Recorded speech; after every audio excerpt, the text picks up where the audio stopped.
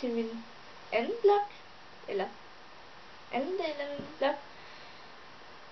I dag så skal jeg fortælle lidt om mig selv og nogle andre ting. Jeg er 16 år, jeg bor i København, jeg går i skole ved Birkerød. Og i min fritid så spiller jeg computer, eller på det mindste sidder jeg bare på Facebook. Og så er jeg kæmpe fan af Erik Saade, den svenske sanger. Og ja, ham har jeg været fan af i et år nu, og det er også snart et år siden, at jeg så ham live for første gang.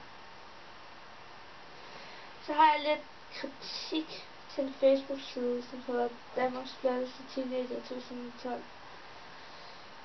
Jeg havde lagt et billede op for sjov, og så ville jeg se, hvor mange likes jeg ville få. Jeg fik sådan okay mange likes, men der var også rigtig mange, som skrev alt muligt til det, sådan noget med, du er grim og sådan noget, hvorfor lægger du overhovedet billedet ind, og sådan noget. Men det gik mig ikke så meget på. Men til alle jer, som lægger billeder ud på sådan nogle sider og sådan noget, altså, I skal nok ikke regne med at få sindssyge kommentarer, medmindre I er totalt kønne.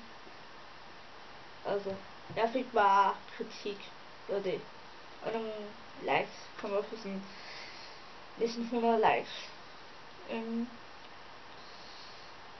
Så kommer vi til, hvad jeg har lavet i dag. Ja, hvad har jeg lavet? Jeg var ude at gå en tur. Og så har jeg slappet af. Spist is. Ja, det er egentlig det. Og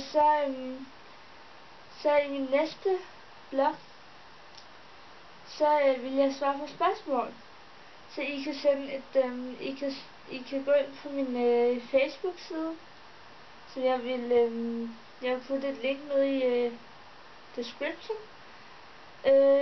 Men I kan også sende mig en besked ind til min YouTube-kanal. Så vil jeg så vælge sådan 3 spørgsmål. Jeg vil nok også lave sådan noget med, hvor jeg kun vil svare på spørgsmål. Brug det helt klokken ned på det. Men jeg vil i hvert fald vælge nogle spørgsmål ud, så I kan stille.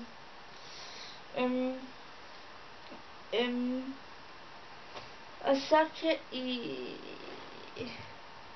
kan I gå ind på nettet, så kan I søge på Therese Saade. Jeg skal nok lægge et link til det. Therese Saade blog. Og så det øverste, der kommer op på skærmen, det er sådan min blog. Jeg blogger der ikke så meget mere, fordi nu har jeg sådan en internetblog. Og så kan jeg også følge mig på Twitter. Og der vil jeg så også lægge mit navn ud, så I kan følge mig. Ja.